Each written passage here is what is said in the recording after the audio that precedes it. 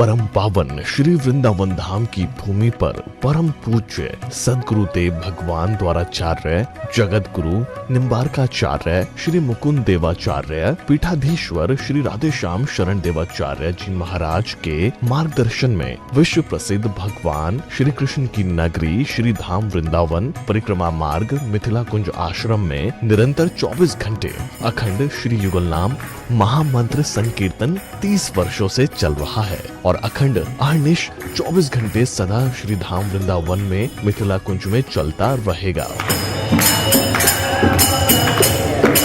आज विश्व भर में अनेकों मंदिर हैं, किंतु भागवत का कोई मंदिर नहीं है। तब हमारे पूज्य गुरुदेव के भजन संकल्प से यह भाव जागा कि श्री धाम वृंदावन में एक अलौकिक भागवत मंदिर बने, जिसमें वृंदावन आने वाले सभी भक्तगण एक साथ संपूर्ण भागवत श्लोक का दर्शन कर सकें।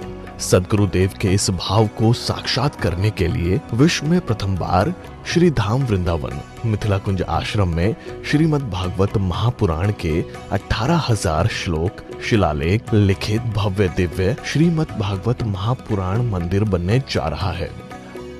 आप सब भी इस दिव्य भागवत मंदिर में अपना तन मन धन से सहयोग कर श्री धाम वृंदावन में अक्षय पुण्य प्राप्त करें। एक श्लोक शिलालेख की सेवा राशि मात्र 5100 रुपए है, जिसमें आपके नाम से एक श्लोक शिलालेख पर लिखा जाएगा। इसी प्रकार से आप 2 श्लोक की दान राशि 11,000 रुपए, 5 श्लोक की दान राशि 25,000 रुपए, 11 श्लोक की दान राशि 51,000 रुपए और 21 श्लोक की राशि है 1,01,000 रुपए देकर अनंत पुण्य के भागी बन सकते हैं। कहा गया है कलयुग केवल नाम आधारा। हम सब भी श्री धाम वृंदावन में अपने नाम से या अपने पूर्वजों के नाम से या घर में समस्त विघ्न बाधाओं को दूर करने के लिए श्री धाम वृंदावन में अखंड संकीर्तन कराने का अलौकिक पुण्य प्राप्त कर सकते हैं। साथ ही आपके द्वारा प्रदान किया गया सेवा राशि से हरि नाम संकीर्तन के साथ साथ संतों का भोजन एवं गौ माता के लिए गौग्रास समर्पित किया जाएगा। आप निम्न राशि प्रदान कर सदस्यता ग्रहण कर सकते हैं। एक दिन का संकीर्तन राशि मात्र 1,500 रुपए, एक माह का संकीर्तन राशि मात्र 15,000 रुपए, 12 माह की संकीर्तन राशि मात्र 21,000 रुपए से आपके नाम से निरंतर अखंड श्री युगल नाम हरि नाम संकीर्तन के साथ साथ साल के 12 माह में 12 दिन 12 संतों का भोजन गौग्रास आदि सेवाएं आपके मरणोपरांत भी चलते रहेंगे। अतः आप एक छोटा सा संकल्प लेकर हमसे जुड़ सकते हैं और श्री धाम वृंदावन मिथिला कुंज आश्रम में आप आजीवन सदस्य रहेंगे। आप वृंदावन में जब भी आएंगे तो आपके रहने की निशुल्क व्यवस्था रहेगी। Account number 15850501309। अकाउंट होल्डर नाम Mithila Kunj trust, RTGS NEFT IFSC code ICIC 00011017, branch Vrindavan. Mobile number 9410810861। UPI Mithila Kunj trust @ICICI। ये संस्था 80G के अंतर्गत कर मुक्त है, जिसके द्वारा आप अपने दान पर टैक्स की छूट प्राप्त कर सकते हैं। आपके दान राशि की रसीद आपको बाय पोस्ट संस्था द्वारा भेजी जाएगी। साथ में आपको संस्था का प्रमाण पत्र भी दिया जाएगा। आइए हम सब मिलकर इस दिव्य भागवत मंदिर में अपना तन मन धन से सहयोग कर श्री धाम वृंदावन में एक अलौकिक भागवत श्लोक मंदिर का निर्माण करें। अधिक जानकारी के लिए संपर्क करें और मिथिला कुंज आश्रम से जुड़ने के लिए फेसबुक, यूट्यूब और इंस्टाग्राम मिथिला कुंज ऑफिशियल पेज को फॉलो करें।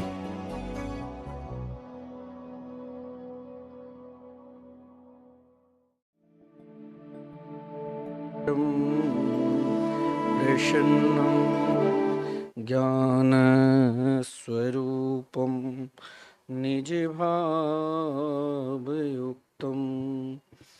योगीन्द्रमीड्यं भवरोगवेद्यं श्रीमद्गुरुं नित्यमहं स्मरामि।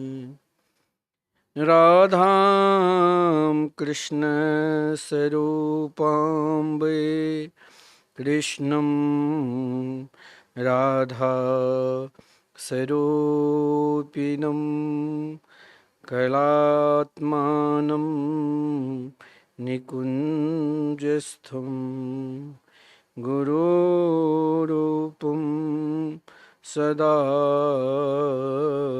भजे। गोविंद जय जय गोपाल जय जय श्री राधा रमन हरि गोविंद जय जय गोविंद जय जय गोपाल जय जय श्री राधा रमन हरि गोविंद जय जय। श्री वृंदावन बिहारी लाल की जय। श्री राधा सर्वेश्वर भगवान की जय। श्री सदगुरुदेव भगवान की जय। श्रीमद्भागवत महापुराण की जय। श्री सुखदेव जी महाराज की जय। श्री शंकर भगवान की जय। श्री हनुमान जी महाराज की जय। जय जय श्री राधे। जय जय श्री राधे। आनंद कंद स्वरूप ब्रज पुरंदर नंदन वैदिक प्रतिपाद श्री यशोदा के लाडले लाल श्री नंद नंदन श्री श्याम सुंदर के वांगमयी प्रतिमूर्ति श्रीमद्भागवत सप्ताह कथा ज्ञान यज्ञ हम सभी भागवत प्रेमी रसास्वादन कर रहे हैं। इस सावन मास के पावन पवित्र अवसर पर सभी भक्त प्रेमी श्रीमद्भागवत महापुराण एक माह तक नित्य हम सब श्री धाम वृंदावन से रसास्वादन कर रहे हैं। इस कथा के जो मुख्य जजमान हैं उनको भी राधे राधे, और जो भक्त यूट्यूब चैनल के माध्यम से कथा अमृत का रसास्वादन कर रहे हैं उनको भी जय श्री राधे। आज हम सब कथा के 12वें दिन में प्रवेश करने जा रहे हैं। कल की कथा के प्रसंग में महाराज परीक्षित जब भगवान के मंगलमय मधुरमय आनंदमय नाम के स्मरण करने लगे, उसी समय नाम भगवान ने कृपा की और स्वयं भगवान श्री सुखदेव जी के आगमन हुए। महाराज परीक्षित के द्वारा एक ही प्रश्न थे। यही प्रश्न हम संपूर्ण जीव मात्र के लिए भी है। महाराज परीक्षित ने आदरणीय श्रीमान सुखदेव जी से प्रश्न किए कि हे प्रभु, म्रियमान प्राणी के लिए क्या कर्तव्य है, मरणासन प्राणी के लिए क्या कर्तव्य है, उन्हें किस का जाप करना चाहिए, किसका कर्म करना चाहिए और क्या स्मरण करना चाहिए, क्या भजन करना चाहिए, और इसके विपरीत भी कुछ हो तो आप हमें बताने का कष्ट करो। आदरणीय श्रीमान सुखदेव जी महाराज परीक्षित के प्रश्न को सुनकर बहुत प्रसन्नता के साथ कहा, बरियानीस ते प्रश्न कृतो लोकहितं नृप आत्मवित्त सम्मत पुंसां श्रोतव्या दिसूय पर। देखिए सज्जनों, आजकल क्या हो गया है, कथा को भी लोग नाच गान मनोरंजन बना दिए हैं। लेकिन आप यदि वास्तविकता जो अभी आप जो कथा मृत का रसास्वादन कर रहे हैं, प्रत्येक अध्याय के भाव अगर आप स्वयं नित्य श्रवण कर रहे हैं, आपको लगेगा कि बीच में कोई संगीत नहीं है, कोई मनोरंजन नहीं है। लेकिन इस बार मैंने भी सप्ताह कथा ना जाने आपको कई बार श्रवण कराए, लेकिन हमारी खुद इच्छा थी कि 1 माह तक श्री धाम वृंदावन में श्रीमद् भागवत महापुराण की कथा करूं और ठाकुर जी की कृपा से वो पूर्ण हो रहे। देखिए, प्रश्न 2 प्रकार के होता है। एक प्रश्न जो केवल उन प्रश्न को सुनकर, कोई लोग कहते हैं कि मेरी बहू घर में तनिक रोज रसोई बनाने जाती है, सब्जी में ज़्यादा नमक डाल देती है। आजकल सुनते रहते हैं हम लोग भी। कई लोग कहते हैं मेरे पति कभी मेरी बात नहीं मानी, कोई पति कहते मेरी पत्नी मेरी बात नहीं मानी। यह स्वयं आपके लिए प्रश्न है। यह प्रश्न आप सामने वाले को करोगे तो कुछ देर के लिए, कुछ समय के लिए आपको सुख मिलेगा। लेकिन आदरणीय श्रीमान सुखदेव जी ने जब महाराज परीक्षित ने प्रश्न किए, उन प्रश्न को सुनकर बहुत प्रसन्नता हुई, क्योंकि कहा बढ़िया अनेश ते प्रश्न। आपका जो प्रश्न है सो एक व्यक्ति के लिए नहीं, यही है सनातन धर्म। सनातन धर्म में सबके कल्याण के लिए, संपूर्ण राष्ट्र के, संपूर्ण विश्व के कल्याण ही चाहते हैं, और किसी का ये नहीं चाहते अनिष्ट हो जाए। अन्य धर्म में क्या है, अभी अभी आप देख रहे हो,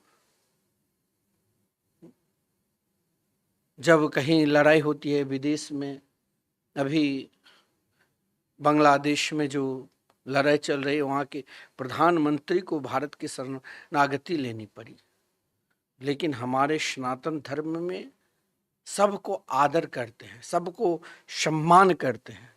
यहाँ किसी को नीचा दिखाने के लिए नहीं प्रश्न किया जाता है। और महाराज परीक्षित के प्रश्न सुनकर आदरणीय श्रीमान सुखदेव जी ने कहा, हे राजन, लगा है श्राप आपको, लेकिन आप संपूर्ण राष्ट्र के कल्याणार्थ के लिए, यह आपका जो प्रश्न है अति आनंददायक है, शोभनीय है। क्योंकि हर व्यक्ति को सजनों मरना पड़ेगा ही, जो जन्म लिया है सो।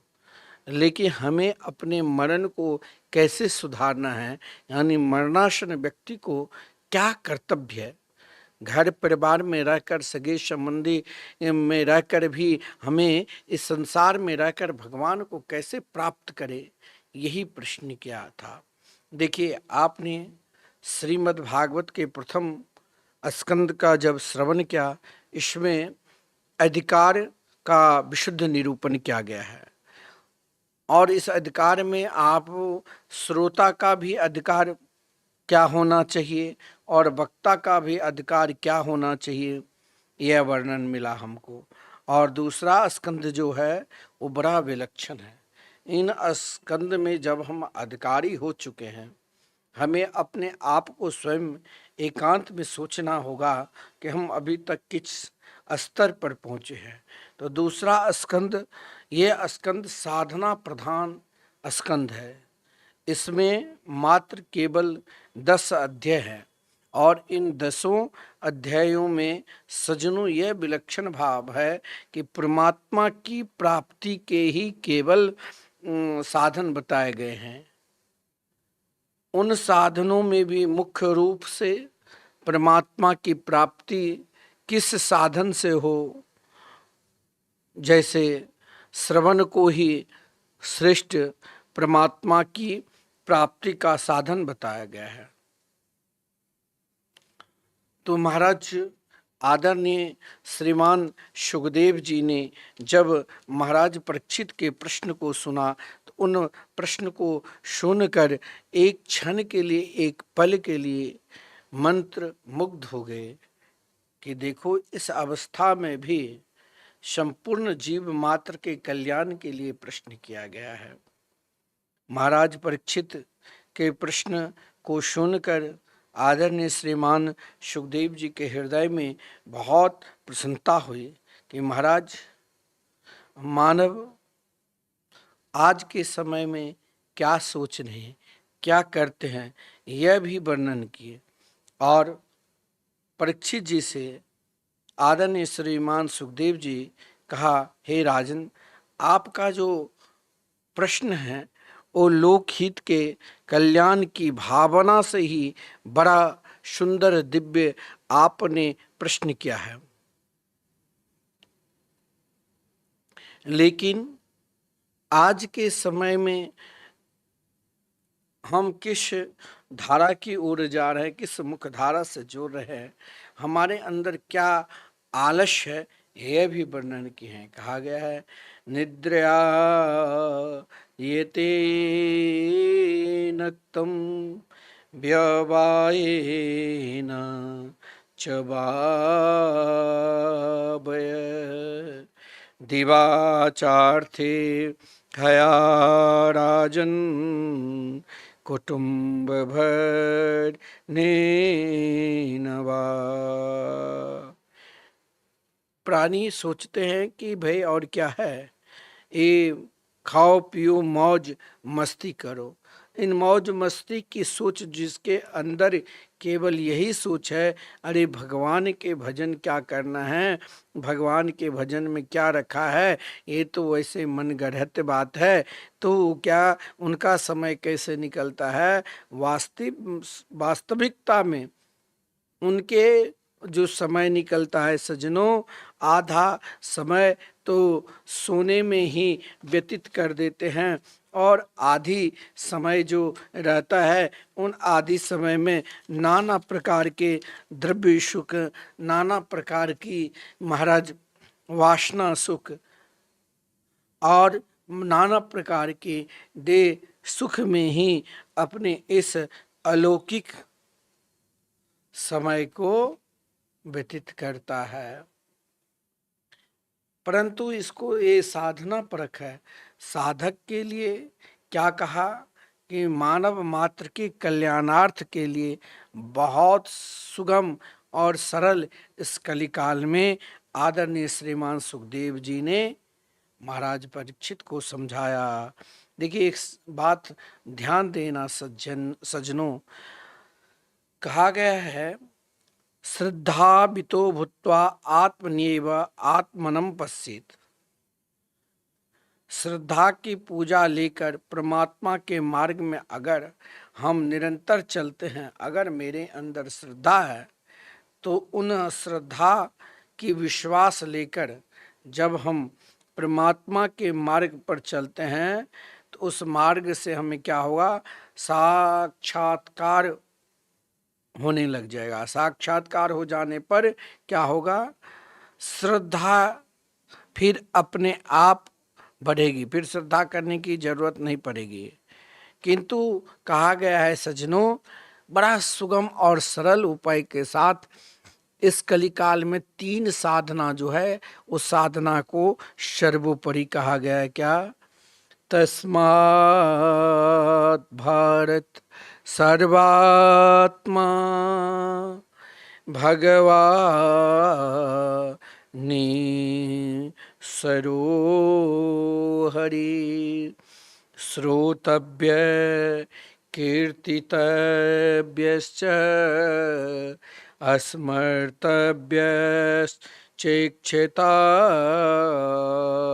भयम्। एक बात ध्यान देना, आप कहते हो कि साधना करने में मन नहीं लगता है, कैसे बैठकर साधना करूं।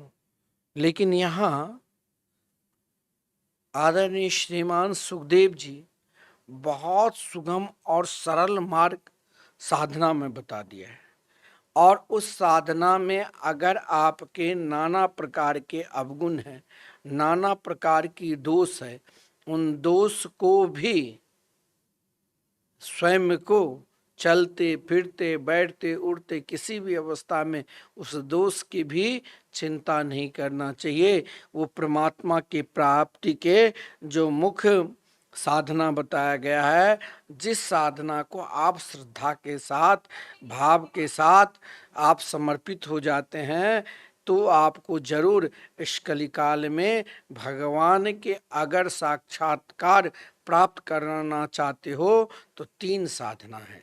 श्रोतव्य, कीर्तितव्यश्च, स्मर्तव्यश्च क्षताभ्यम। कहा गया है कि परमात्मा के प्राप्ति के जो मुख्य साधन है सज्जनों, वो श्रद्धा ही है। इसीलिए हमारे शास्त्रों में महापुरुष ने वर्णन के बृहदारण्यक उपनिषद में आत्मा बा अरे द्रष्टव्य श्रोतव्य, यानी कहा गया है श्रवण करो। पहला क्या है? श्रोतव्य। और इन्हीं श्रोतव्य के ऊपर अनेक उपनिषद, अनेक शास्त्र में कहा गया है, अगर आपको भगवान के प्रति प्रेम जागृत नहीं हो रहा है, भगवान के प्रति निष्ठा नहीं बन रही है, तो सर्वप्रथम जैसे आप किसी श्रेष्ठ व्यक्ति से मिलने के लिए जाते हो, तो पहले उनके विषय में आप श्रवण करते हो कि इसकी श्रेष्ठता कैसे है।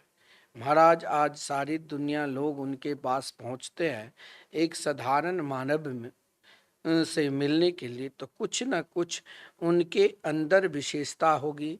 तब हम क्या करते हैं? उनकी विशेषता को श्रवण करते हैं।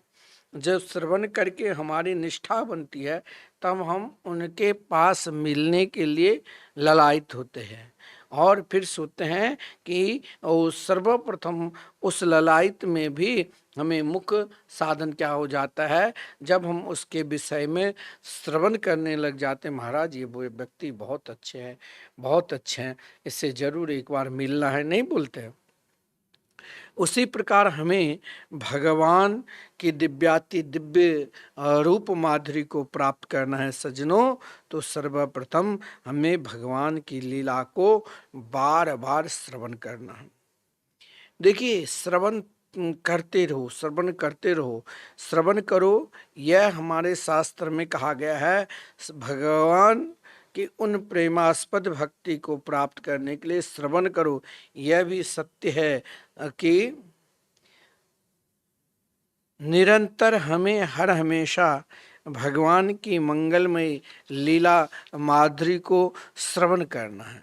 कोई भी लीला को आप अपने हृदय रूपी सिंहासन पर बैठाकर उसे बार बार बार बार बार बार श्रवण करोगे, तो उन श्रवण शक्ति से क्या होगा, तो आपके अंदर निरंतर गुणगान गाने की इच्छा होगी। बहुत लोग नहीं कहते कीर्तन करने में मन नहीं लगता है।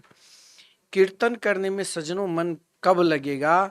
जब आप निरंतर भगवान की लीला को हर पल हर क्षण श्रोतव्य। सबसे पहले देखिए क्यों कहा गया है कि भगवान की लीला कथा को श्रवण करो। कथा भक्ति जो है ना, भगवान के रूप माधुरी को प्राप्त करना है, तो सबसे पहले उनकी महिमा को चाहे कोई भी सुनावे, हमें किसी की बुराई नहीं करना है, हमें हर जगह उनकी अच्छाई लेना है। कहीं न कहीं उनके अंदर कुछ न कुछ तो गुण हैं, जिस गुण के कारण वो भगवान की दिव्याति दिव्य लीला की गान कर रहे हैं। हमें श्रवण करना चाहिए। ना हमें श्रद्धा हो तो स्वयं हमें अपने आप भगवान के कोई रूप माधुरी को बार बार श्रवण करो। आप कहोगे श्रवण करने से हमें क्या फायदा होगा?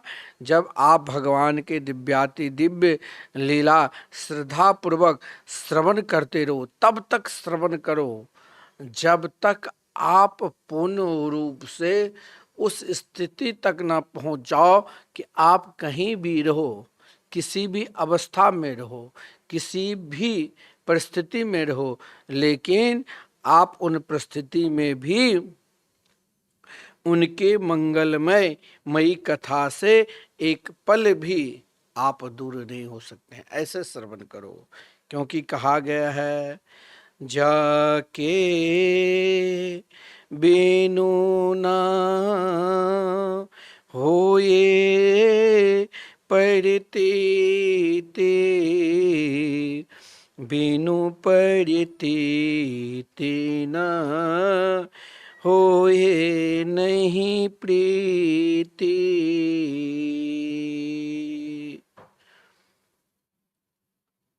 जब तक मन प्रभु में एकाग्र ना हो जाए, जब तक मन की निष्ठा पूर्ण रूप से प्रभु के कीर्ति की गान मन न लग जाए, चाहे महाराज आपको लगे कुछ क्षण के लिए, कुछ पल के लिए कि भगवान की कथा हम कैसे सुने, मन नहीं लगता है।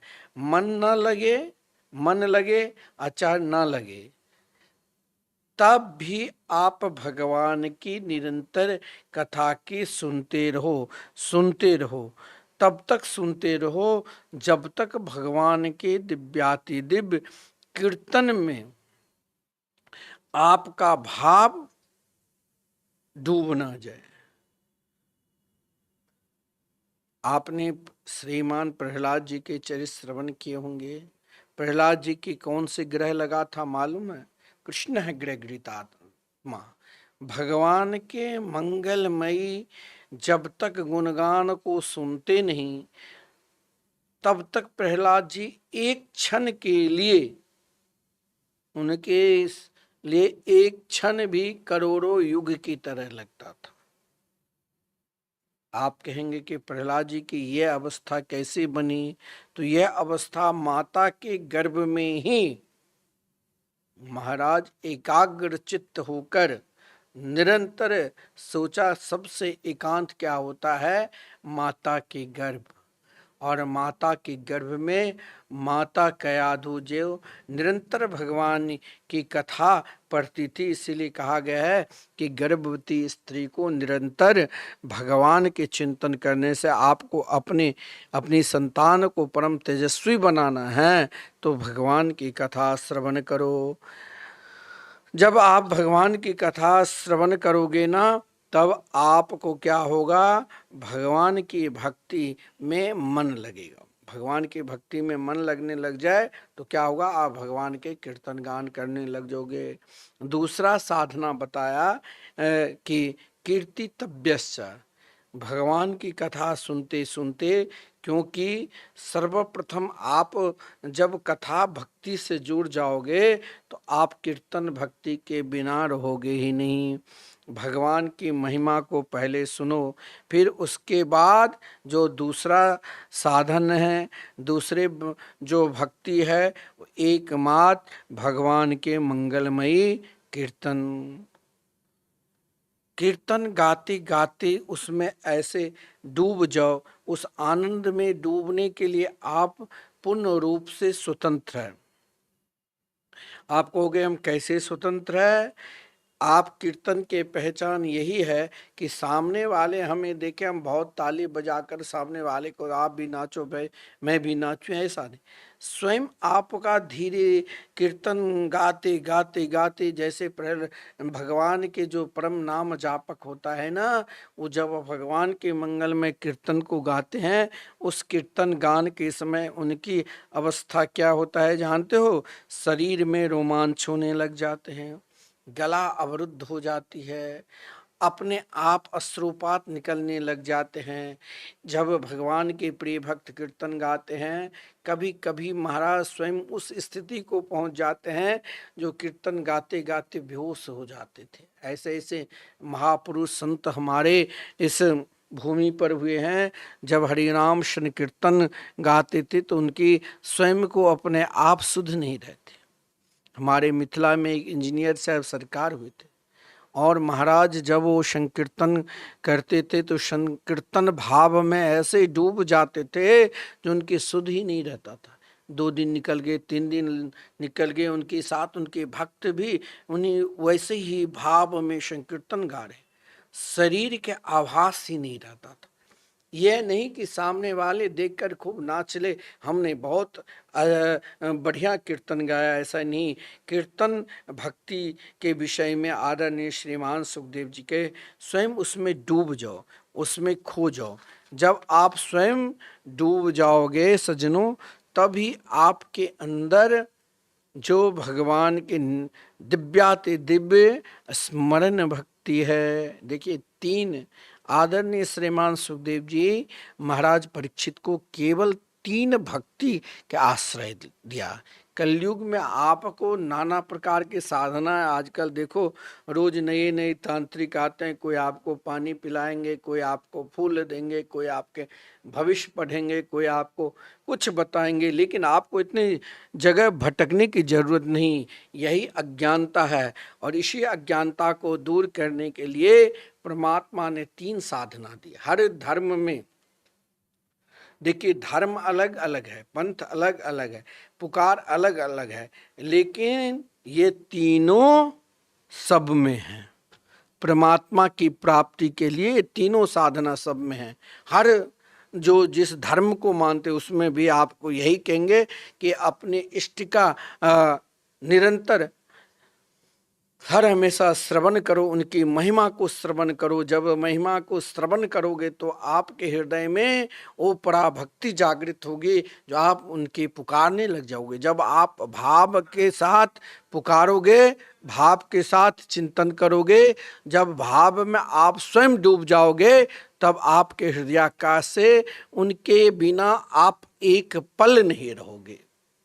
फिर आप किसी भी अवस्था में, किसी भी स्थिति में, किसी भी परिस्थिति में बिना उनके चिंतन के बिना आप एक पल भी नहीं रह सकते हो। देखिए, महाराज परीक्षित को आदरणीय श्रीमान सुखदेव जी ने इन तीनों साधना पर विशेष जोर दिया। और दूसरे स्कंद में जो प्रथम अध्याय है, उसमें यही 3 जो श्रेष्ठतम साधना बताए कि इन साधना से ही मानव मात्र के कल्याण है। जब आप भगवान की भक्ति सर्वप्रथम करने लग जाओगे, किस साधना के द्वारा? श्रवण भक्ति के द्वारा। फिर दूसरा साधना है कीर्तन भक्ति के द्वारा। फिर तीसरा साधना है स्मरण भक्ति के द्वारा। देखिए, स्मरण भक्ति जब आप उस स्थिति में पहुंच जाओगे ना, कीर्तन करते करते करते करते फिर आप धीरे धीरे झोली माला पर जाप करने लग जाओगे। फिर झोली माला पर माला जाप करते करते करते करते आपका चिंतन उस स्थिति में पहुंच जाएंगे। फिर आप किसी व्यक्ति के सामने बात भी कर रहे हो, लेकिन आपके हृदयाकाश में निरंतर प्रिया प्रीतम के मंगलमय मधुरमय आनंदमय नाम की स्मरण रहेगा। महाराज आदरणीय श्रीमान सुखदेव जी महाराज ने राजा परीक्षित के हृदय काश के भाव को देखकर ही तो कहा कि सचमुच में आप नृप हो। बोले, महाराज मैं अब नृप तो नहीं हूँ, मैं अब तो राजा नहीं हूँ, मैं तो आपका दास हूँ, मैंने सब कुछ त्याग दिया। लेकिन आदरणीय श्रीमान सुखदेव जी ने कहा, आप श्रेष्ठ नृप हो, जो प्रजा की रक्षण करे, प्रजा की रक्षा करे। वो कौन है सज्जनों? उसे कहते हैं राजा। नृण पाति इति नृप, जो जनता का रक्षक हो उसका नाम नृप है। और महाराज परीक्षित ने जो प्रश्न क्या प्रश्न किया? लोक हित के लिए। इसीलिए प्रथम श्लोक में ही आदरणीय श्रीमान सुखदेव जी ने कहा कि आपका जो प्रश्न है वो वर्यानेश ते प्रश्न। कहा कि हे राजन, देखिए क्या कहा कि मानव मात्र के कल्याण एकमात्र भगवान की मंगलमयी कथा है। महाराज परीक्षित इधर घबराए हुए थे, लेकिन फिर भी कोई छोटे बच्चे को आप दवा खिलाओ, वो बहुत रोएगा, बहुत चिल्लाएगा, मुझे दवा नहीं चाहिए नहीं चाहिए। लेकिन वो दवा कड़वी रहने पर भी जब बच्चे को माता मुख में डाल देते हैं, तो उसे लेना पड़ता है, तब वो स्वस्थ हो जाते हैं। कुछ क्षण के लिए कड़वी लगता है। महाराज परीक्षित को आदरणीय श्रीमान सुखदेव जी ने कहा, इदं भागवतं नाम पुराणं ब्रह्म संहितं अधीतवान् द्वापरादो पितुर्द्वैपाय नादम्। यह विशेष ध्यान देना। आजकल लोग क्या करते हैं, भागवत सिद्धांत को छोड़कर कहते हैं मेरा सिद्धांत है, मैं बता रहा हूं। उसको क्या करते हैं, अब भागवत को ऐसे ही ग्रंथ को सामने रखकर अब वो अपना बात कहानी सब सुनाने लग जाते हैं। लेकिन देखिए, ये कोई कहानी की ये बात नहीं है। आदरणीय श्रीमान सुखदेव जी कहते हैं कि श्रीमद् भागवत साक्षात वेद है। मैंने उनको द्वापर के अंत में अपने पिता द्वैपायन से श्रवण किया, यानी व्यास जी से। और वो कब, किस समय? तो यहाँ द्वापरादो शब्द का अर्थ क्या है सज्जनों, जान तो? द्वापरांत मूल जो है और आदि है, परंतु अर्थ क्या होता है? व्याकरण के अनुसार इसमें बहुव्रीहि समास के सामर्थ्य से ऐसा अर्थ होता है कि द्वापर है आदि में, जिसके अर्थात द्वापर आदि अर्थात कलयुग। कलयुग बिल्कुल आ चुके थे। और इधर महाराज परीक्षित को विशेषकर किस धर्म पर महाराज निष्ठा करवा रहे हैं?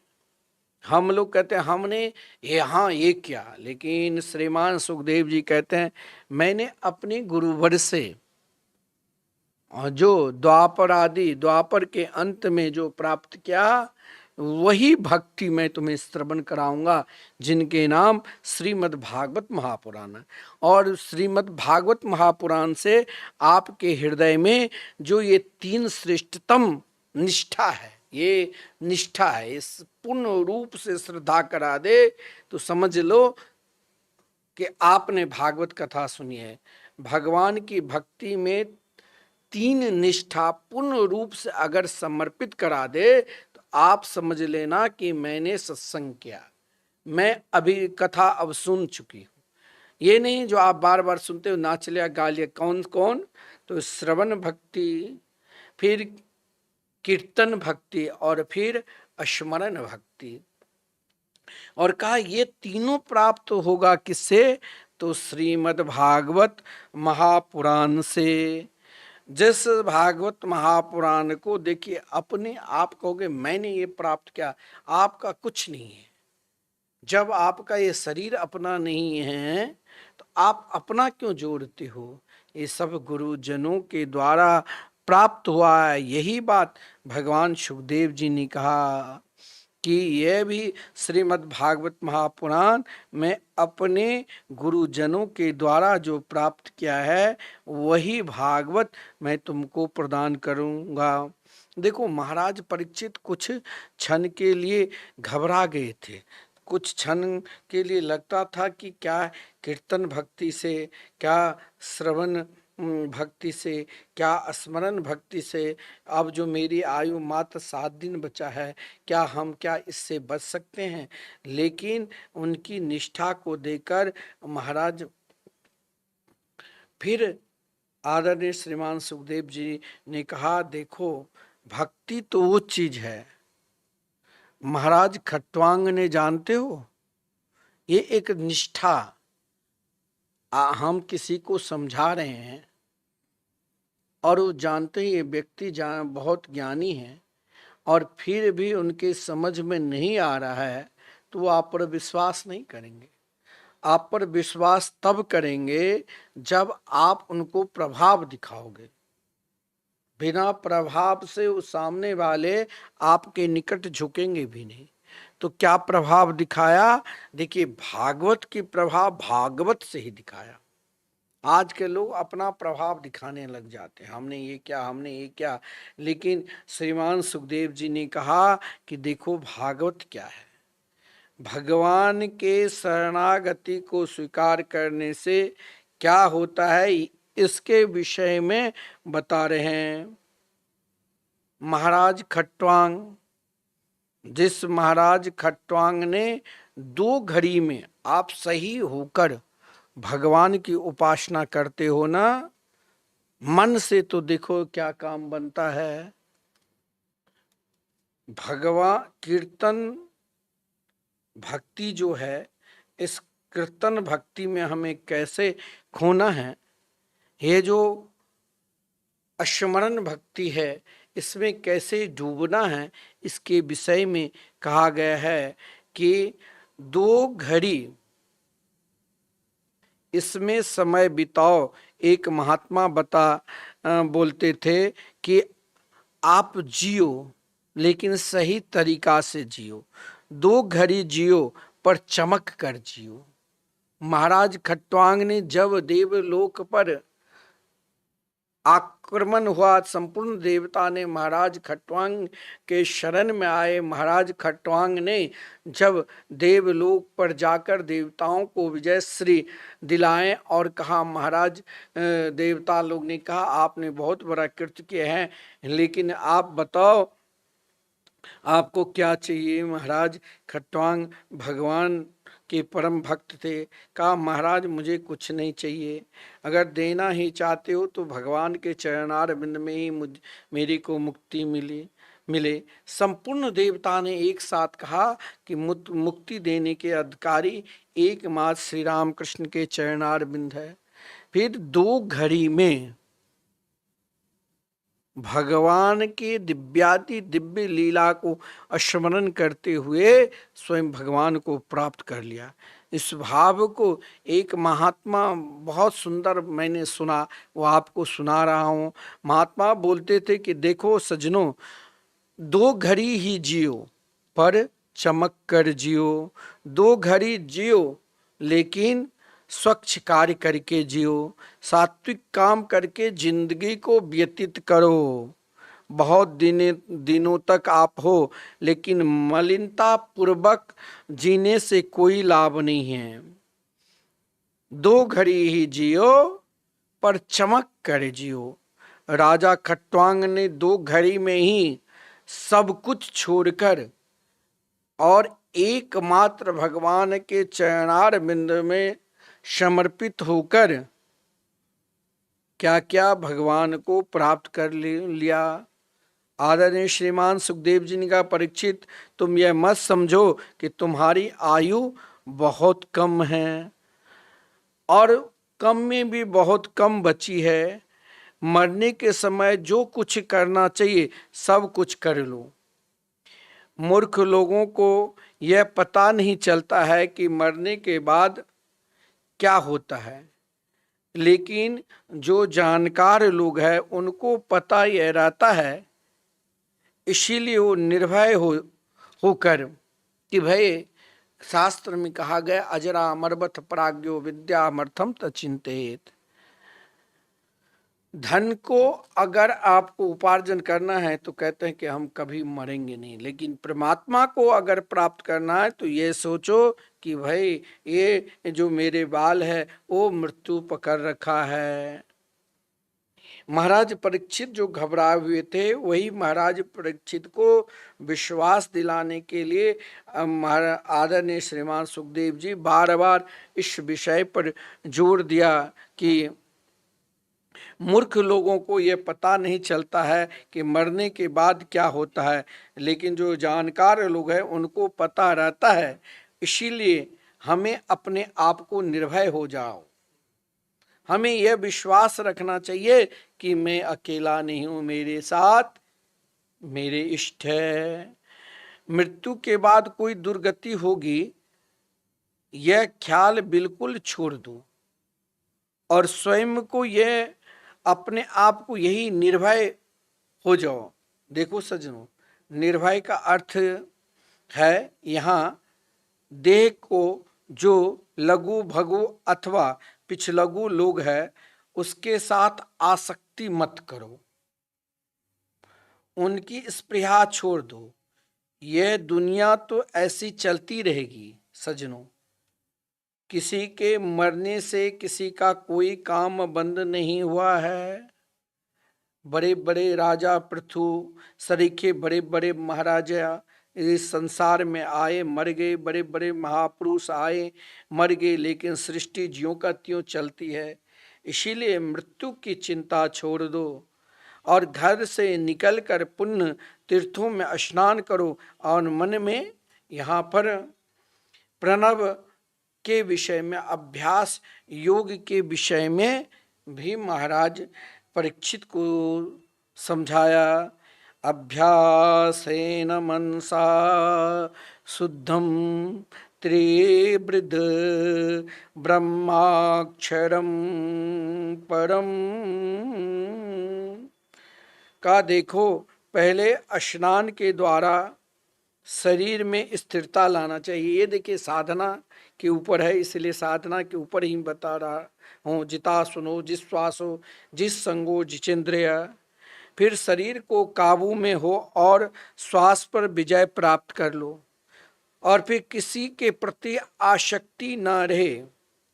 सज्जनों, आजकल कई लोग सोचते हैं कि हम बढ़िया कुटिया बना लेंगे, उसमें बढ़िया ऐसी सारी सुख सुविधा से संपन्न कराकर फिर उसमें बैठकर भजन करेंगे।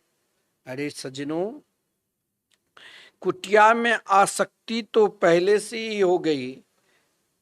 कई लोग कहते हैं भाई वृंदावन तभी जाएंगे जब बढ़िया कहीं वो सुंदर गेस्ट हाउस है, होटल की व्यवस्था हो जाए जहाँ सारी सुख सुविधा रहेंगे, तभी वृंदावन में कुछ दिन वास करूँगा। तो आपके अंदर फिर वहाँ जब घर, तब तो घर ही ठीक है, जब आप वृंदावन आ रहे हो तब भी आपके हृदय में यह भाव है कि हम वृंदावन में जाएंगे, कुटिया बनाकर फिर उसमें सारी सुख सुविधा हो जाएगी, तभी भजन करेंगे। यही तो आसक्ति है सज्जनों। तो जब आपके अंदर आसक्ति है, ये नहीं किसी लोगों के होता है कि भाई अभी भजन करने की समय नहीं है। भगवान ने गीता में कह दिया है, अंत काले च मामेव स्मरण मुक्ता कलेवरम। जब सारी सुख सुविधा हो जाएगी, लड़के बच्चे के विवाह, पोता पोती के विवाह, वृद्धावस्था में भजन करेंगे। देखिए फिर आप स्वयं सोचोगे कि भजन कोई वैसे चीज नहीं है। भजन के विषय में कहा, जब आप महाराज ये सोचते हो जो एक बढ़िया सुंदर कुटिया बनाकर फिर उसमें सारी व्यवस्था सुख सुविधा हो जाएगी तब भजन करेंगे, तो आप स्वयं सोचना आपकी आसक्ति कहाँ है, कुटिया में कि भजन में। आपकी आसक्ति पहले ही हो गई कि एक कुटिया में सुंदर फ्लैट में, तो भजन कहाँ करोगे। नहीं, लोग कहते हैं कि भाई भजन करेंगे, कुछ धन की आमदनी हो जाए, पेंशन की व्यवस्था कर लें, उसके बाद हम भजन करेंगे। लेकिन सज्जनों, महात्मा लोग कहते हैं जब पहले तुम्हारे भीतर अपनी कमाई अपने रुपया पैसा के ही भाव आ गया, तब तुम परमात्मा में, ईश्वर में विश्वास कहाँ आपके हृदय में आएगा। इसीलिए किसी भी प्रकार की आसक्ति बिल्कुल ना होनी चाहिए। इंद्रियों की मांग भी काबू होना चाहिए। यह नहीं कि हम यही खाएंगे। एक सज्जन आए आश्रम में, कहा कि महाराज मैंने सोचा कि जा रहा हूँ वृंदावन में, आश्रम में रहूँगा, बढ़िया वीआईपी भोजन मिलेंगे। यहाँ तो महाराज वैसे ही चावल दाल रोटी सब्जी, हमें तो खाने वाले हैं बढ़िया 10-20 सब्जी। मैं कहा महाराज यहाँ तो ये सब नहीं है। और कहा मैं आया था यहाँ भजन करने के लिए, कि भोजन की व्यवस्था सही नहीं है। तो आप स्वयं सोचो, जिनकी आसक्ति बिल्कुल भगवान के भजन में नहीं है, जिनके अपने इंद्रिय पर ही काबू नहीं है, तो फिर वो क्या भगवान के भजन कर पाएंगे। भगवान के भजन के लिए तो अपने आप को अपने इंद्रियों पर पूर्ण रूप से काबू रखना पड़ेगा। एक दृष्टांत है, गुरु नानक का वचन को याद करो। वो क्या कहते हैं? आदि सच्चो जुगादि सच्चो नानक है, आदि सच्चो जुगादि सच्चो नानक है, भी सच्चू होशी भी सच्चू। अर्थात सब संसार में एकमात्र सब सच ही सच। वो कौन है? परमात्मा ही है। आदरणीय श्रीमान सुखदेव जी महाराज परीक्षित को सद्यो मुक्ति कर्म मुक्ति के विषय में भी सुंदर दिव्याति दिव्य ज्ञान प्राप्त कराया। और तदु उसके बाद महाराज परमात्मा के किस योग के द्वारा ध्यान करना चाहिए यह भी विषय बताया कि हृदय उपाधि से परमात्मा अंगूठे के बराबर मालूम पड़ता है। और यह आकार ध्यान करने के लिए ऐसा ध्यान करना चाहिए कि परमात्मा को, कई लोग कहते हैं भगवान को कैसे ध्यान करना चाहिए, उन व्यक्ति को विशेषकर ये सुनना चाहिए भगवान के ध्यान किस तरह से करना चाहिए।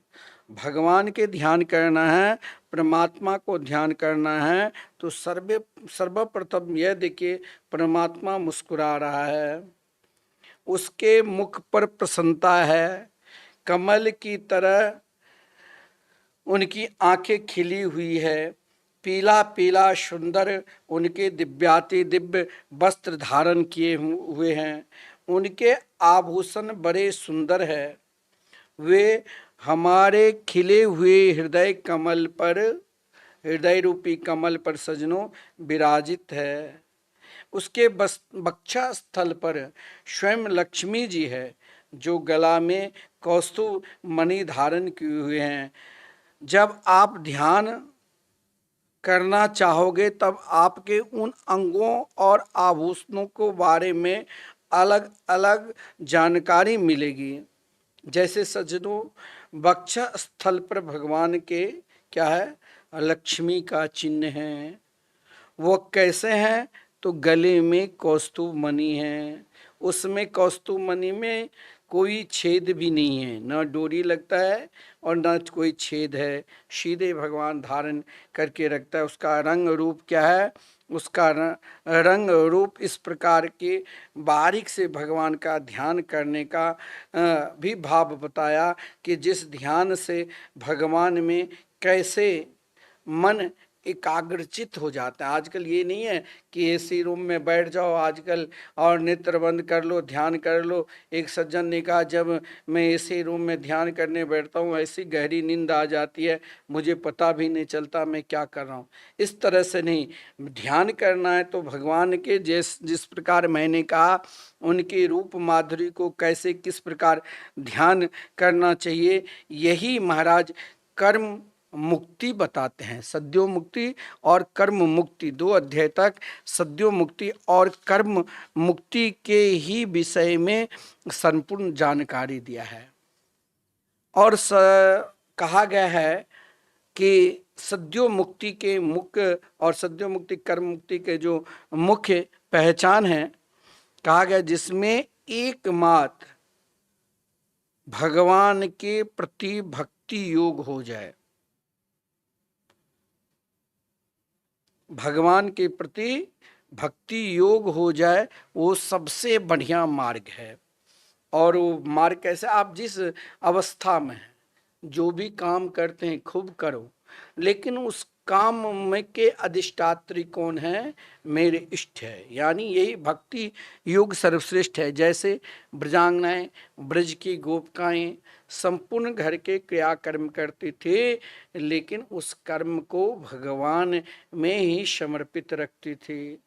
रसोई भी बनाती है तो भगवान के लिए, झाड़ू भी लगाती है तो भगवान के लिए। देखिए एक ये बहुत बड़ी विशेषता है। और यह भाव आपके हृदय में आ जाएंगे तो फिर आपके घर में झगड़ा कैसे होगा? सास से, ससुर से, ननद से, जेठ से, जेठानी से कैसे झगड़ा होगी? जब आपके हृदय में यही कहा गया है, नहीं नहियो तुन्य शिव पंथा विस्त संसृताभ्यः, यानी जिससे भगवान वासुदेव के प्रति भक्ति योग हो जाए वही सबसे बढ़िया भक्ति मार्ग है। क्या है? सर्वश्रेष्ठ। मैंने जो कहा सर्वश्रेष्ठ भक्ति मार्ग के आचार्य इसीलिए ब्रजांगना है, ब्रज की गोपी है। भगवान वासुदेव हमारे हृदय में बैठ गए हैं, बैठ गए हैं, इसीलिए कहा गया है सत्वं विशुद्धं वसुदेव शब्दितम्। अब इसका भाव क्या है? हमारे शुद्ध भाव में, हमारे शुद्ध हृदय रूपी अंतःकरण में इस प्रकार अनुभूति होती है। और कौन सी अनुभूति? वही सर्वोत्तम अनुभूति है, जो अनुभूति ब्रह्मा जी महाराज ने 3 बार वेदों के अध्ययन के द्वारा किया, अनुवीक्षण किया और इसी निश्चय पर पहुंचे कि जिस, ध्यान देना, नोट कर लेना, जिस साधना से परमात्मा में प्रेम हो जाए, परमात्मा में रति हो जाए, वही श्रेष्ठ भक्ति है। स्त्री पुरुष के रति कहा गया है दूसरी चीज है, कर्म की रति भी दूसरी चीज है, लेकिन श्री हरि की रति भी दूसरी चीज है। रतिरात्मन यतो भवेत, बस हमारी रति एकमात्र एक निष्ठा परमात्मा के चरण में हो जाए। इसी भाव को श्री गोस्वामी तुलसीदास जी कहते हैं क्या?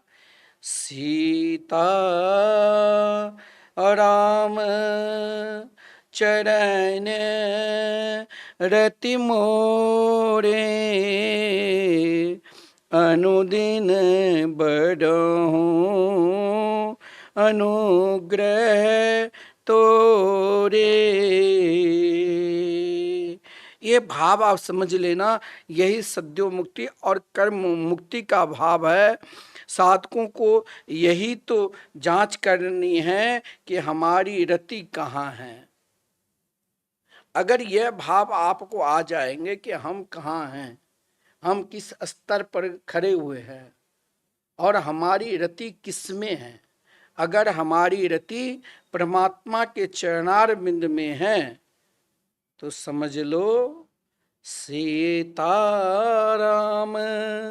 चरण रति मोरे, अनुदिन बढ़हूं अनुग्रह तोरे। अब भैया आप खुद जांच लो कि आपकी रति कहाँ है, हमारी रति कहाँ है, हम कहाँ रमते हैं, हमारी प्रीति कहाँ है, हमारा रस किस में है, हम किस रस को आनंद ले रहे हैं, हमारा रस कहाँ रखा है। जब वो सावधान रहेगा और ये देखेगा कि अरे हमारा रस, हमारा तो एकमात्र हमारा परमात्मा तो हमारे हृदय में बैठा हुआ है। सज्जनों, जब इस रस में आप पूर्ण रूप से डूब जाओगे तब परमानंद ही परमानंद का अनुभव प्राप्त होगा। देखो, सबके हृदय में परमात्मा है, ये तो हम सब जानते हैं, सब कहते हैं सबके हृदय में परमात्मा है। ऐसा कोई कहते हैं भाई, बोलते सबके हृदय में भगवान है। कई लोग तो कहते हैं कि अरे महाराज, जब हृदय में भगवान है सबके हृदय में, तो अपने भगवान को कष्ट नहीं देना चाहिए, उसे कई लोग आत्मा के रूप में मानने लग जाते हैं। जब सबके हृदय में परमात्मा है तो फिर आपकी रति परमात्मा में क्यों नहीं होती है?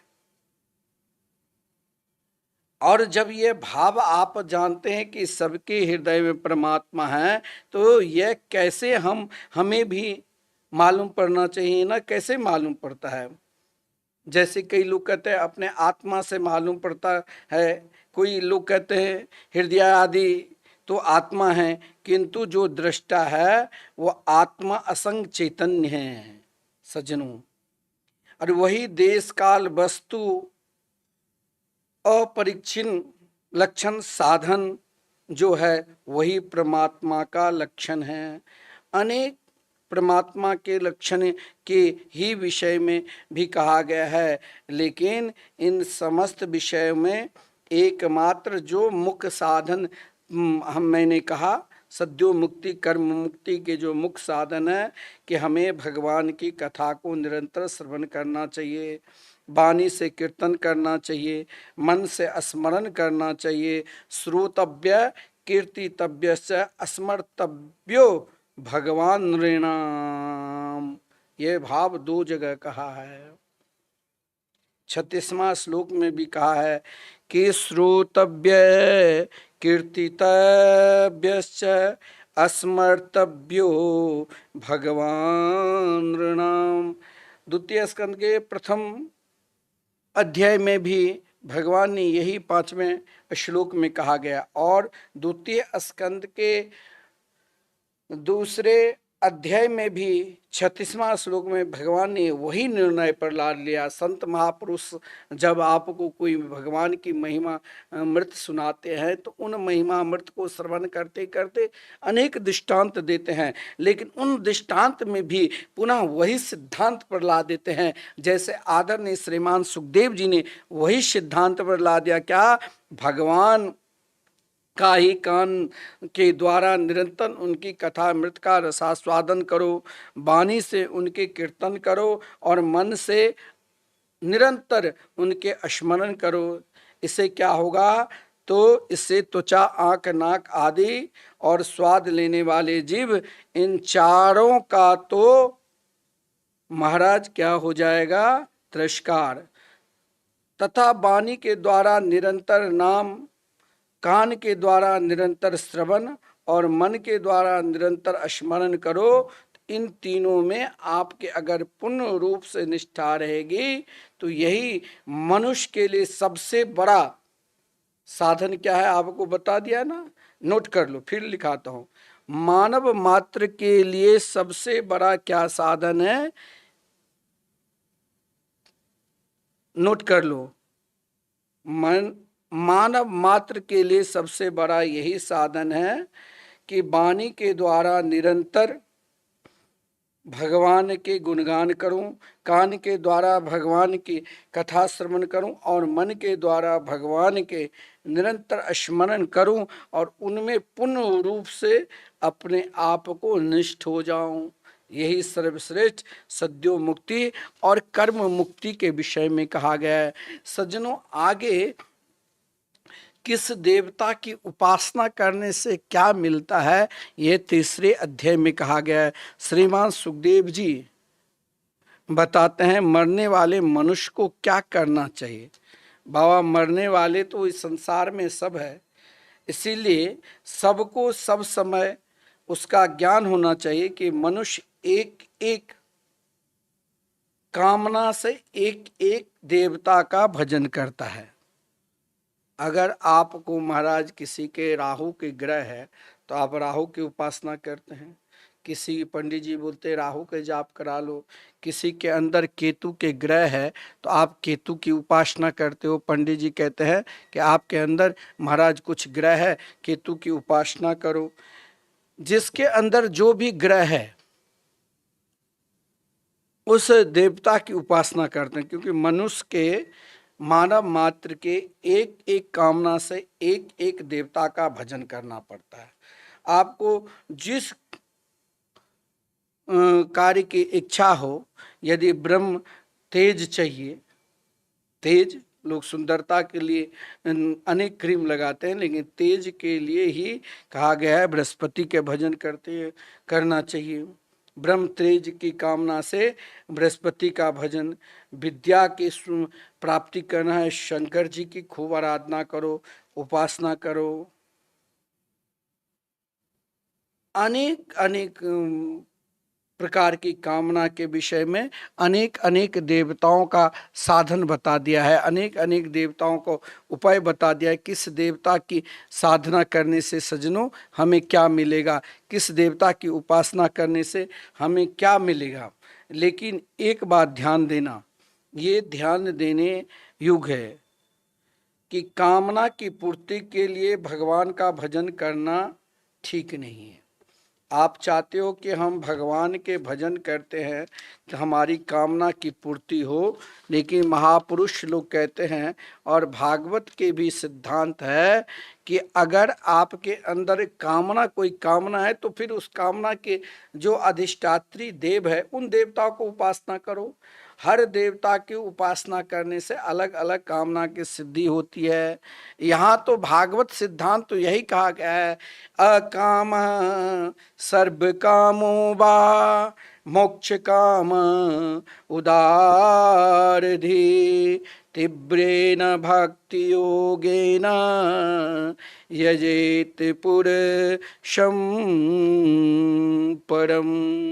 ध्यान देना सज्जनों, ये बहुत विलक्षण भाव है। आदरणीय श्रीमान सुखदेव जी ने इस भाव को बता रहे हैं कि अगर महाराज कामना पूर्ति के लिए अगर आप भजन करते हो तो ये करना नहीं चाहिए। कामना पूर्ति के लिए भगवान का भजन करना ठीक नहीं है। वैसे चाहो तो भगवत भजन द्वारा कामना पूर्ति हो जाएगी, लेकिन शास्त्र में यह भी कहा गया है, हाथी से हल जुतवाना कोई अच्छी बात नहीं है। परमेश्वर का ध्यान करना और उससे विषय भोग को प्राप्त करने की इच्छा रखना यह कोई श्रेयस्कर नहीं है। क्यों? क्योंकि परमात्मा में तो सब चीजें हैं, अपने आप हैं। चाहे तो आप उनकी बांसुरी सुन लो, चाहे तो उनके हृदय से चिपक जाओ, और चाहे तो उनकी सुंदरता देख लो, चाहे तो उनके सूंघ लो, चाहे तो उनको चख लो, चाहे तो उनको चाट लो। तुम दुनिया में जो जो चाहते हैं सब कुछ परमात्मा से मिल जाता है। इसीलिए सिद्धांत है, अकामा सर्व कामो वा मोक्ष काम उदारधि। जो चाहोगे सब कुछ मिल जाएंगे। परमात्मा की आराधना करने पर अलग अलग देवताओं की आराधना करने की जरूरत नहीं है। अगर आप श्री राम कृष्ण के चरणार बिंद के आश्रित हो चुके हैं, फिर आपको इधर उधर भटकने की जरूरत भी नहीं है। फिर तो एकमात्र अपनी साधना को, अपनी उपासना को बिल्कुल उनके चरणार बिंद में रख दो। केवल एकमात्र श्री राम कृष्ण की आराधना से ही संपूर्ण वस्तुओं की प्राप्ति हो जाएगी। वहां इच्छा कामना नहीं करो, केवल भजन करो। भगवान स्वयं आपको इहलोक का भी सुख प्रदान कर देंगे और परलोक का भी। लेकिन आप कामना रखकर अगर उपासना करते हैं कि हमें ये चीज मिल जाए, तो भगवान के भजन ना करो। ये तो अन्य देवता की उपासना के करने से, एक एक देवता की उपासना करने से अलग अलग वस्तु की प्राप्ति होती है।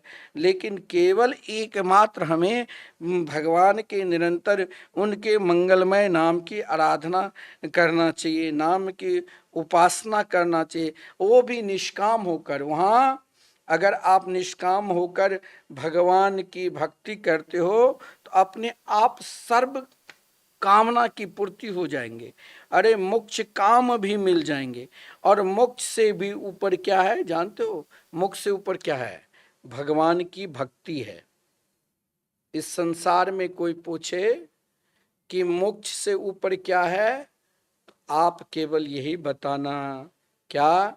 मोक्ष से ऊपर भगवान की तीव्र भक्ति है, यानी उनकी मंगलमयी नाम आराधना है। जो भगवान के मंगलमय नाम की आराधना करना चाहते हैं, उसके लिए सर्वोत्तम एक बार निःश्रेयस फल यही है कि वो परम प्रिय भगवान के जो नाम जापक भगवत भक्त है उनकी संग करे, उनकी संग करे, उनके उपासना करे, उनके ही सानिध्य में रहे। सज्जनों, चौथे अध्याय में आदरणीय श्रीमान सुखदेव जी अपने गुरुवर की मंगलाचरण करते हैं, गुरु आराधना करते हैं। भगवान की मंगलाचरण के पश्चात, मंगलाचरण के अर्थ तो मैंने आपको समझा दिया था कि मंगलाचरण आदरणीय श्रीमान सुखदेव जी श्रीमद् भागवत महापुराण के द्वितीय स्कंद के चौथे अध्याय में करते हैं और इसका भाव भी बड़ा विलक्षण है। इसका भाव है कि मंगलाचरण का अर्थ होता है जब आदरणीय सुखदेव जी महाराज भगवान के स्मरण करने लगे कि महाराज परीक्षित के हृदय में पूर्ण रूप से जो अज्ञानता है कि मैं मरूंगा, वो अज्ञानता अगर जीव मात्र निकालना चाहते हैं तो भगवान के मंगल में नाम का मंगलाचरण करना चाहिए, नाम का स्मरण करना चाहिए। मंगलाचरण क्या?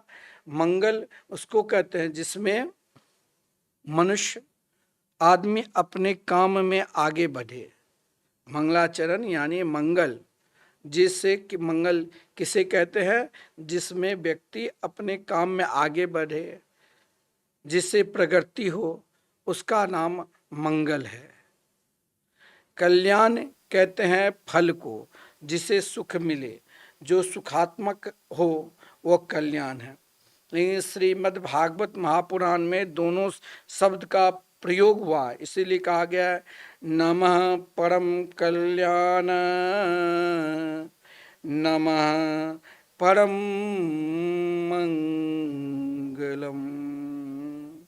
श्रीमान सुखदेव जी पहले मंगलाचरण क्या, और हमारी परंपरा भी है शास्त्र में, हम कोई भी कार्य करते हैं शुभ कार्य तो पहले सज्जनों मंगलाचरण करते हैं। मंगलाचरण का अर्थ यह है मंगलादीनी मंगल ध्यायानी मंगलांतानी शास्त्राणी प्रथन्ते। ये महाभाष्य में महावर्णन है कि श्रीमान सुखदेव जी सबसे पहले कहा उस परम पुरुष को। वो परम पुरुष श्रेष्ठ कौन है? तो भगवान के नाम को बार बार नमस्कार किए है और वही नाम को नमस्कार करते हुए कहा कि नमः परस्मै पुरुषाय भूयसे। इसका भाव है जो पुरुष छोटा बनकर बैठा है अथवा जो पुरुष रहकर भी पुरुष के समान छोटा नहीं, अनंत है, वह सृष्टि स्थिति प्रलय लीला मनुष्य के भीतर भी रहकर करता है, संत के दुख को भी दूर करता है तथा असंत को जो मुक्ति दान करता है, और जो सब ये सब करता है कौन? उन परमहंसाश्रम में रहकर। देखो शास्त्रों में संन्यास एक आश्रम है, ये एक पंथ नहीं है, ये एक महज नहीं है। ये जो वैरागी साधु संत जो होते हैं ना, संन्यास धर्म में कोई आश्रम नहीं है, ये कोई पंथ नहीं है, यह कोई महजब भी नहीं है। यह तो श्रुत स्मार्थ आश्रम विशेष है। इसमें रहकर, संतों के आश्रम में रहकर परमात्मा को ढूंढ रहे हैं। उसको परमात्मा अपने आप को जो समर्पित कर देता है, जो संन्यास आश्रम क्या है? जो अपने आप परमात्मा में समर्पित कर देता है। जिसका अंतःकरण शुद्ध नहीं है उसको परमात्मा कहाँ से मिलेगा? जिसको नाना प्रकार की आसक्ति है, नाना प्रकार के रति है, जिसको एक रति हो, एकमात्र परमात्मा के मंगल में, मधुर में, आनंद में, नाम में समर्पित है, वही संन्यास आश्रम है। और यहाँ बड़ा सुंदर भाव देते हैं आदरणीय श्रीमान सुखदेव जी मंगलाचरण के द्वारा। देखिए, यत् कीर्तनम यत् स्मरणम यदीक्षणम यद् वंदनम यच्छ्रवणं यदर्हणम् लोकस्य सद्यो विधनोति कल्मषम् तस्मै सुभद्र स्रवसे नमो नमः। इस श्लोक की व्याख्या मैं श्रवण करा देता हूँ। श्रीमान सुखदेव जी कहते हैं, देखिए हर अध्याय में आप ये ध्यान पूर्वक श्रवण करना।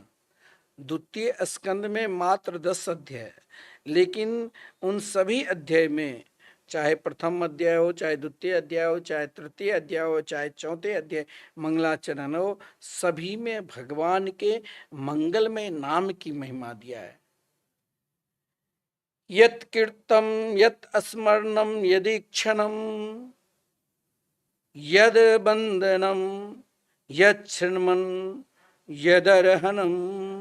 श्रीमान सुखदेव जी महाराज कहते हैं, भगवान के कीर्तन, ध्यान रखना, अपना आत्म कल्याण चाहते हो, निरंतर चाहते हो कि शांति बने रहे, मैं निरंतर हर स्थिति में सुख में भी मुस्कुराते रहूं, दुख में भी मुस्कुराते रहूं, तो अपने आप को यह बात जरूर रखना कि भगवान का कीर्तन, भगवान के स्मरण, उनके दर्शन, उनके बंधन, श्रवण, पूजन, इससे क्या होता है, संपूर्ण जीव मात्र, मानव मात्र के सारे पाप ताप तत्काल नष्ट कर देते हैं, जो इन में से एक का आश्रय ले लेता है। कौन कौन?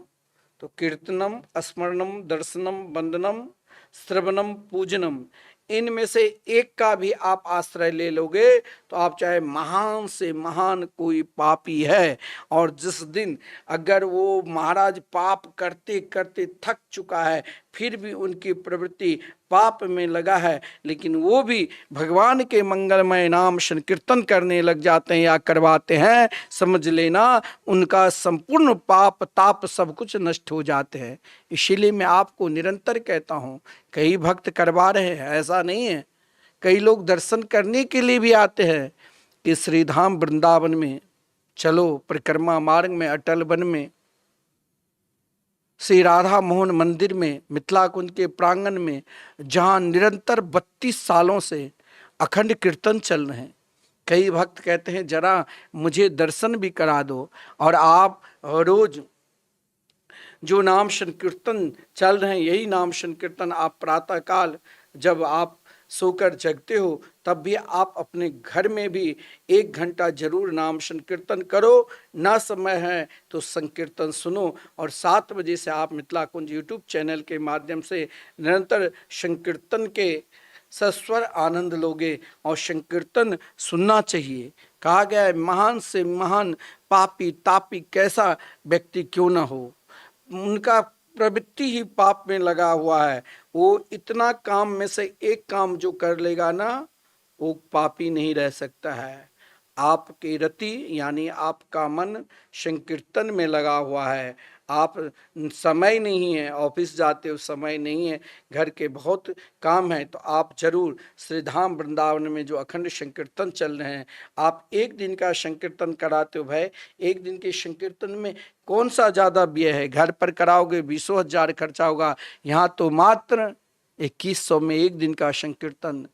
आप चाहो कि 1 माह की संकीर्तन कराओ तो वो भी करा सकते हो, और आप चाहो कि मेरे नाम से निरंतर संकीर्तन चलते रहे, तो यह भी इस अखंड कीर्तन के आप सहभागी बनोगे, तो मात्र 21,000 समर्पित करके आप जब कभी वृंदावन आओगे तो आपको आश्रम में रहने की व्यवस्था की सुविधा रहेगी, क्योंकि जैसे कल श्री बांके बिहारी जी के झूलन उत्सव है, संपूर्ण देश विदेश के लोग आ रहे हैं, काफ़ी भीड़ रहेगी। फिर आप कभी वृंदावन आओगे कहाँ रहेंगे, सभी धर्मशाला में कहीं जगह नहीं, लेकिन आपका क्या लाभ होगा, श्री बांके बिहारी जी के झूलन उत्सव का भी दर्शन करोगे, और जो साल में 1 दिन का ये उत्सव होता है, और साथ में आपको रहने की व्यवस्था रहेगी। और क्या सुंदर है, आपके हृदय में प्रसन्नता होगी कि हम श्रीधाम वृंदावन में संकीर्तन करा रहे हैं, और ये संकीर्तन आप केवल 21,000 समर्पित करते हैं तो आप जब तक जिंदा है तब तक आपके नाम से साल के 12 दिन संकीर्तन चलता रहेगा। और एक संत का निरंतर, उन संतों का भोजन, गौ सेवा, और मरणोपरांत भी आपके लड़के बच्चे को ये खोजना नहीं पड़ेगा कि आज अमावस्या के दिन मुझे किसी ब्राह्मण को जिमाना है। आपने पहले ही ये व्यवस्था कर ली है कि आप श्री धाम वृंदावन में अखंड संकीर्तन के आहुति करवा, संकीर्तन करवा रहे हैं। इस यज्ञ में आप जरूर सहभागी बने और आप जब तक जिंदा है तब तक भी आप संकीर्तन के आनंद लेंगे और मरणोपरांत भी भगवान के नित्य धाम में भी इस संकीर्तन का आनंद लेंगे। श्रीमान सुखदेव जी जो मंगलाचरण के भागवत जी के 2 स्कंद के 4 अध्याय में सज्जनों कहा गया है कि महान से महान पापी भी हो, अगर इनमें से एक का आश्रय ले लिया तो उनके ना पाप रहेगा ना ताप रहेगा। बोले कौन सा? भागवत के 10 लक्षणों का भी बड़ा विलक्षण वर्णन है। भागवत के इन 10 लक्षणों की उपासना कैसे किस प्रकार करना चाहिए यह भी वर्णन 2 स्कंद में सज्जनों है कि भागवत के 10 जो लक्षण हैं, जिस 10 लक्षण के अंतर्गत संपूर्ण श्रीमद् भागवत महापुराण है। इन भागवत के 10 लक्षण जो है ना, जैसे कौन सा है? भागवत के 10 लक्षण है सर्ग, विसर्ग, स्थान, पोषण, उत्ति, मनवंतर, ईशानु कथा, निरोध, मुक्ति और आश्रय। और इसमें भी जो 10म भाव जो है वो विशुद्ध आश्रय तत्व है और इस आश्रय तत्व को ही अधिष्ठान कहा गया है। तो भागवत के 10 लक्षणों का वर्णन 2 स्कंद में बड़ा विलक्षण है सज्जनों। 3 स्कंद में भागवत के जो भाव है वो महाराज, एक भक्त जो विशुद्ध भगवान के मंगलमय नाम पर विश्वास, भगवान पर विश्वास, वो कौन भक्त है? विदुर जी। एक है जो भगवान की संगति को प्राप्त कर भगवान के दिव्याति दिव्य रूप को देखकर भी लेकिन भगवान को नहीं पहचाने, वो कौन है? तो दुर्योधन, दुशासन, शुकनी और स्वयं धृतराष्ट्र। तो विदुर जी बड़ा भाव के साथ भागवत धर्म के उपदेश धृतराष्ट्र को देंगे। आप निरंतर अपना कार्य करो। हमारे गुरुदेव कहते हैं आप अपना कार्य करते रहो। अपना कार्य क्या है? भगवान के मंगलमय नाम। और आप अगर भगवान के मंगलमय नाम पर विश्वास करते हो और सामने वाले को आप समझाते हो कि आप भी इसके आश्रय को स्वीकार कर लो, तो संपूर्ण दुख, संपूर्ण कष्ट अपने आप नष्ट हो जाएंगे। माने ना माने, लेकिन आप निरंतर उनको भगवान के मंगल के नाम का उपदेश करते रहो। यही विदुर जी ने धृतराष्ट्र जी को सुनाया। ये प्रसंग पुनः हम कल से श्रवण करेंगे। अब 2 बार भगवान के मंगलमय नाम लेते हैं। राधे कृष्ण कृष्ण कृष्ण राधे राधे, राधे श्याम राधे श्याम, श्याम श्याम राधे राधे, राधे कृष्ण कृष्ण कृष्ण कृष्ण राधे राधे, राधे श्याम राधे श्याम, श्याम श्याम राधे राधे।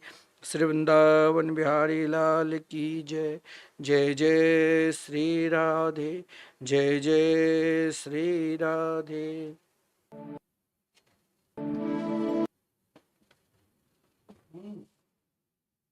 कितने देर हुआ? 25 मिनट। अच्छा, कोई लोग देखता हूँ 3-4 आज तो तब भी हाँ 3-4 लोग भी देखते। आज सोमवार है क्या ना?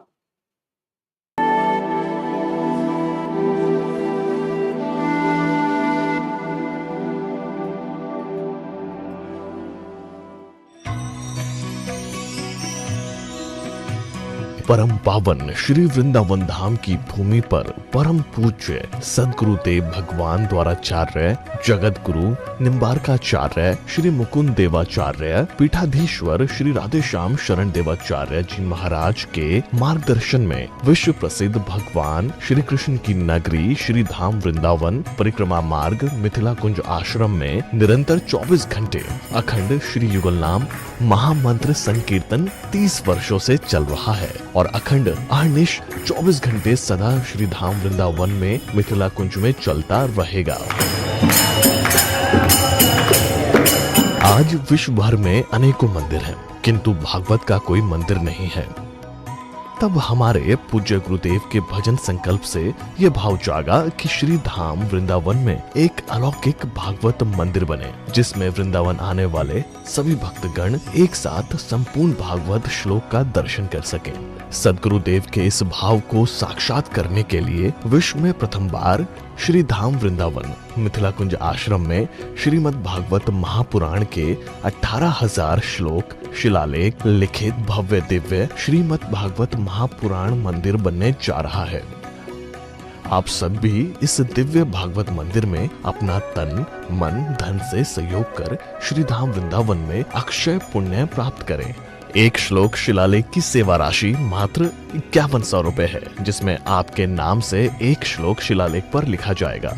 इसी प्रकार से आप 2 श्लोक की दान राशि 11,000 रुपए, 5 श्लोक की दान राशि 25,000 रुपए, 11 श्लोक की दान राशि 51,000 रुपए और 21 श्लोक की राशि है 1,01,000 रुपए देकर अनंत पुण्य के भागी बन सकते हैं। कहा गया है कलयुग केवल नाम आधारा।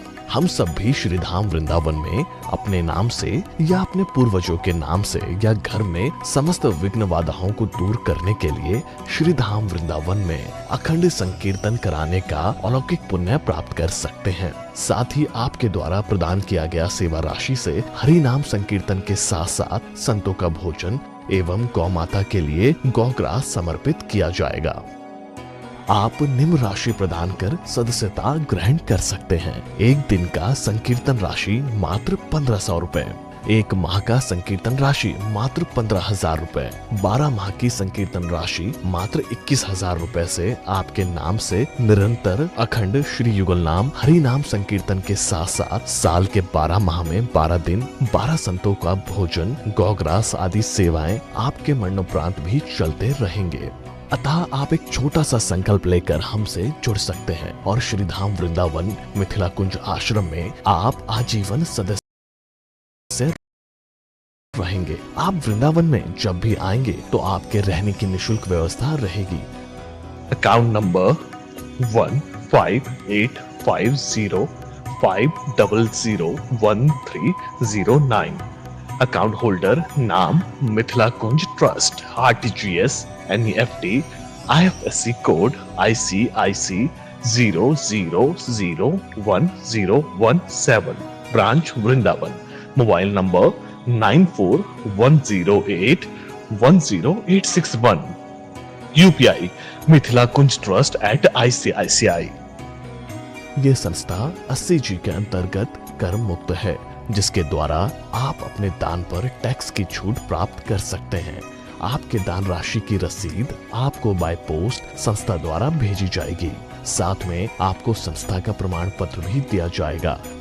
आइए हम सब मिलकर इस दिव्य भागवत मंदिर में अपना तन मन धन से सहयोग कर श्री धाम वृंदावन में एक अलौकिक भागवत श्लोक मंदिर का निर्माण करें। अधिक जानकारी के लिए संपर्क करें और मिथिला कुंज आश्रम से जुड़ने के लिए फेसबुक, यूट्यूब और इंस्टाग्राम मिथिला कुंज ऑफिशियल पेज को फॉलो करें।